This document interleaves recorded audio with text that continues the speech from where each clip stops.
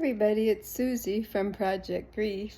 I just wanted to pop on to talk a little bit about something we don't hear too much about when we're talking about grief.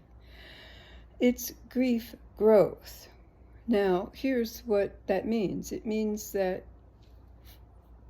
even in the pain of the loss, even in all the grief, there's room to grow and there's room to change.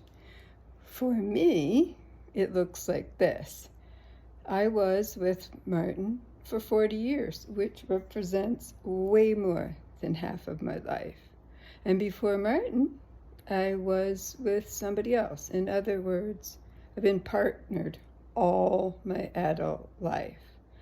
And what that means is I don't really know much, if anything, about being me, about being Susie, because I've always been with somebody.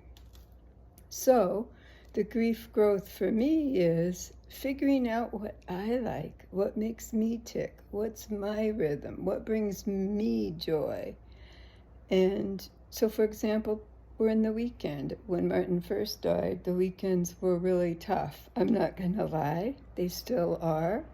And I didn't actually have very many plans with others. So I created a beautiful Friday night for myself with the nachos and watching Olympics.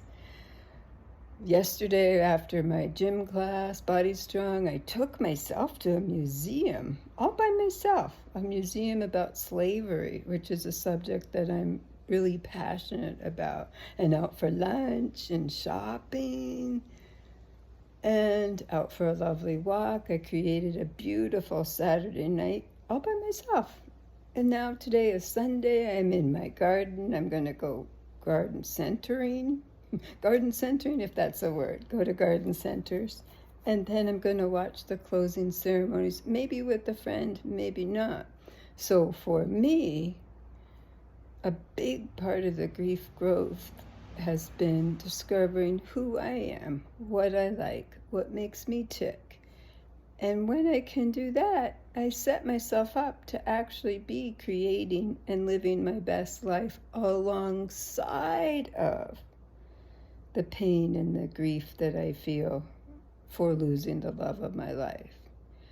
So I hope that helps, and I hope that that's a good example for you. Bye for now.